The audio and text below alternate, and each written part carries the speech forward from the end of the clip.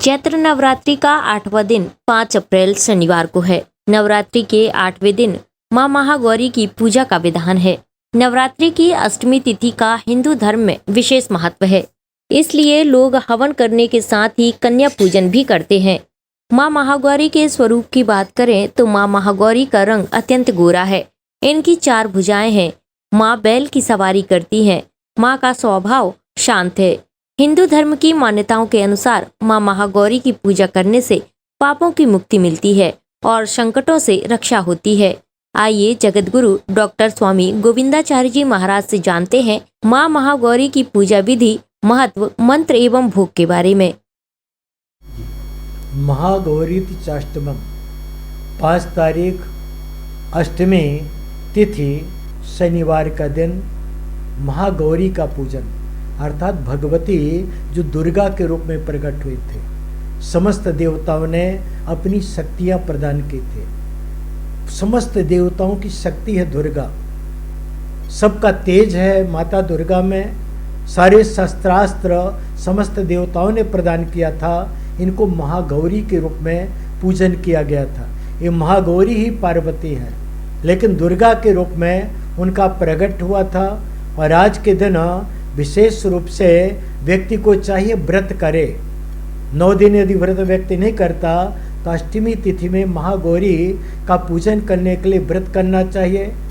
और कन्याओं का विशेष रूप से आज के दिन पूजन करना चाहिए। आज के दिन विविध प्रकार के पकवान, 56 भोग जिसे कहे जाते हैं, माता को विविध प्रकार के पकवान घर में ही निर्मित करके समर्पित करना चाहिए। और आज के दिन अपने घर में जो कन्याएं हैं, सौभाग्यवती स्त्रियां हैं, या आपके घर परिवार में। और एक बात और आप सब लोग जान लें, केवल ब्राह्मण कन्याओं के पूजन का विधान नहीं है। ब्राह्मण, क्षत्रिय, वैश्य, शूद्र चारों कन्याओं का विधान है।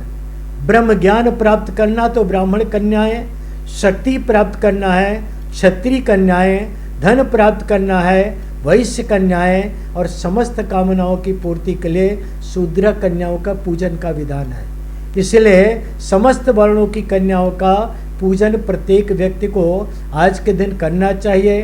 खीर, हलवा, पूड़ी इत्यादि का भोग उन कन्याओं को लगाना चाहिए। उनका श्रृंगार करना चाहिए, विपुल दक्षिणा देना चाहिए।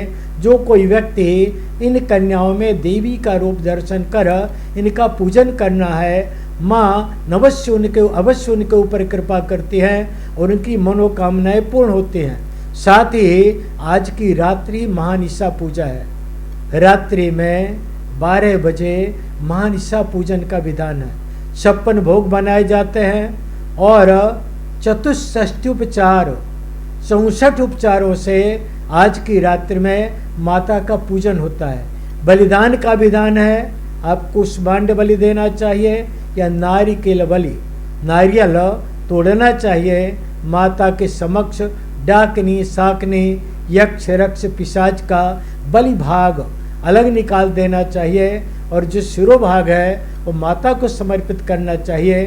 जो व्यक्ति आज के दिन माता को शिरोभाग समर्पित करता है और अन्य भाग, बलि भाग, ये डाकनी, साकनी, पिशाचन इत्यादि को समर्पित करता है तो उनके कुल में बच्चों को बीमारी नहीं होती।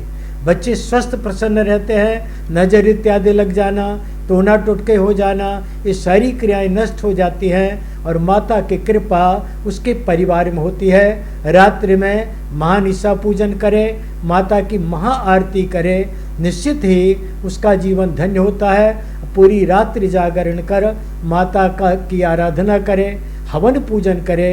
कई जगह तो लोग महाअष्टमी के दिन ही पूर्णाहुति हवन की कर देते हैं और कई जगह नवमी को करते हैं। SK news live, Jabalpur.